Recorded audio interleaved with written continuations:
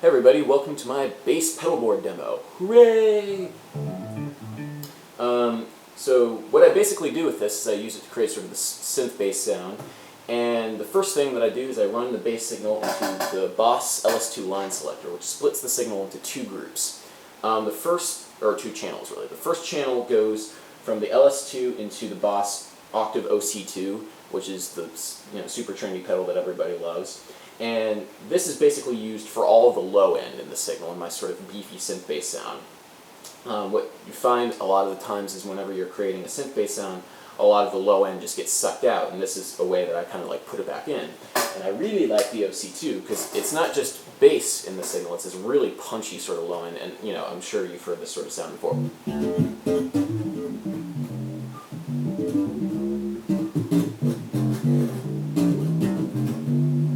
So that basically provides most of the bottom end to it, and of course, like in a given situation, I might just solo that. That might be one of the patches that I use. After that, I have another channel, which is my Birch channel, and I start it with, this is kind of unconventional, but I start it with the Digitech bass synth wah, and I only use it for one patch, which is the Octaver setting, which is an awesome Octaver. Especially if you roll off the tone on this. Track's insanely fast, really nice synthy sound. And I use that to sort of beef up the next thing, which is the Fuzz, which is my only dirt pedal.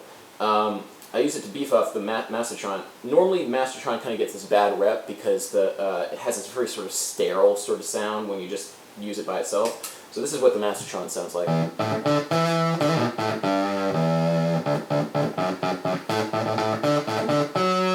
So it has like very fuzzy sort of 8-bit sound, but there's not a lot of low end. You can dial in the subs, but the low end is very like muffled and it's not that great.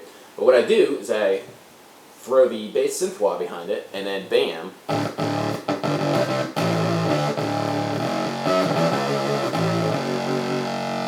It's dropped an octave because of that Octaver, and then if I dial in the OC2 into that sound, you get a nice, tasty sort of synth bass extravaganza.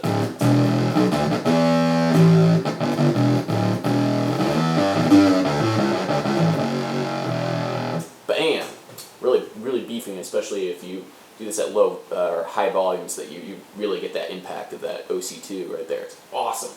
So next thing in this like little signal chain that I've got going is I got the Source Audio Bass Envelope Filter Pro, which is basically it can act as a bunch of different things. It's my filter pedal. The reason why I like it so much is because you have all these different patches to work with. You have 6 presets, 6 banks. So on this bank I have a couple things. I have just a generic static low pass filter, and this all just goes through this dirt channel, by the way. The OC2 is unaffected. So it's just bass, which is great for just anything that you just need a bass thing for. Then I have this sort of like aggressive phaser sound.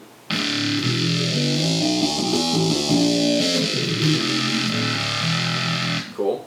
And then I also have this sort of like treble and volume boost thing. So this is my static thing, but this is my clean sound, but if I really want to kick it into high gear, got that thing.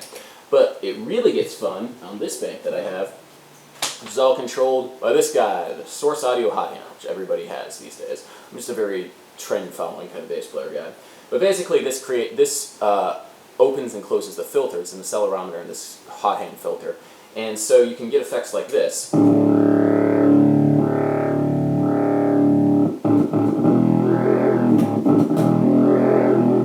Or, if you want to get all dubstep and wobbly, you get stuff like this. Fun!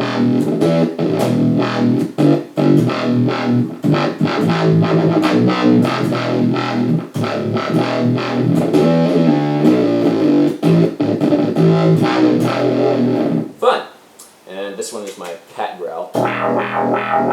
Sounds like a cat growling. Anyway. So that's all nice and good. So we got this huge sort of synth chain that's going on. Yeah. And it's all controlled here, so if I can dial in these like really complex sort of synth sounds, and I can just bypass it just by pressing the line selector, which is super convenient. But all of this basically is just sort of stale until we get to the main event, which is the Line 6 M9 Stompbox modeler, which is a multi-effects pedal, which is incredibly powerful. I still haven't really used it to its full potential, but it has something like 100 different effects in it, and the layout lets you like switch patches very quickly, and it's really nice like that. The thing I mainly use it for is ring modulation, delays, reverbs, and then some pitch shifting effects. The dirt on it is not very good.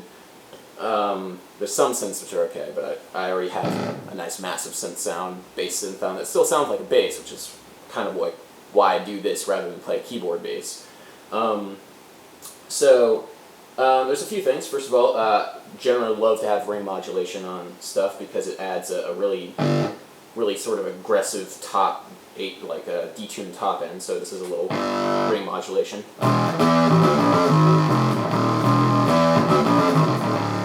Without it. With it. It's also nice without the fuzz on that, so it's basically everything else in this chain without the fuzz.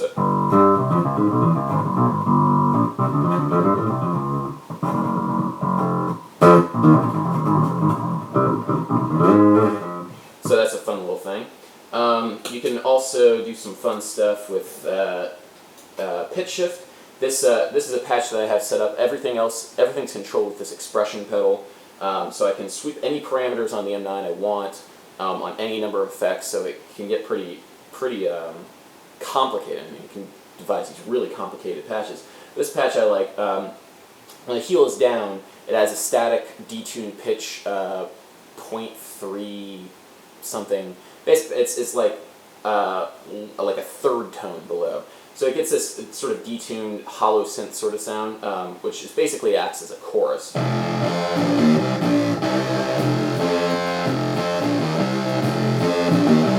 Which is really nice for these massive synth-based sounds.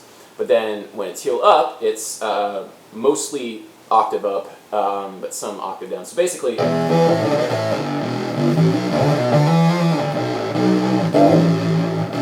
I'd have a lot of fun with that. This one is octave up with heel down, and then major 10th up with heel up.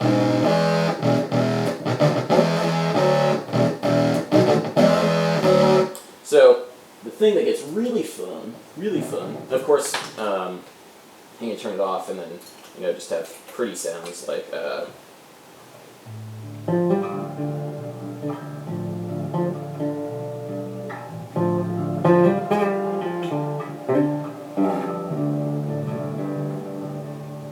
All the delays and reverbs, so that's cool. But then it gets really fun when you start combining expression with this guy, plus expression with this guy, and then start doing a tap dance, and so it like.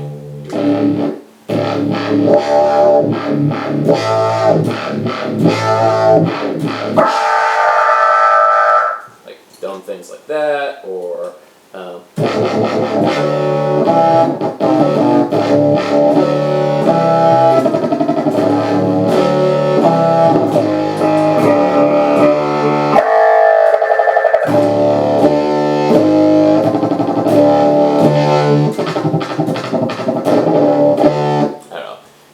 fun with mixing and matching patches. Anyway, so that's a little overview of what I use my synth board for. There's a lot of things, there's a lot of patches. I haven't even quite gotten into it all, but you can sort of see there's a whole huge range of possibilities when you have this sort of thing of the two channels and then a unit that sort of manipulates the sound afterwards, and that's sort of the thing that I like going for with all this. Anyway, I'm out.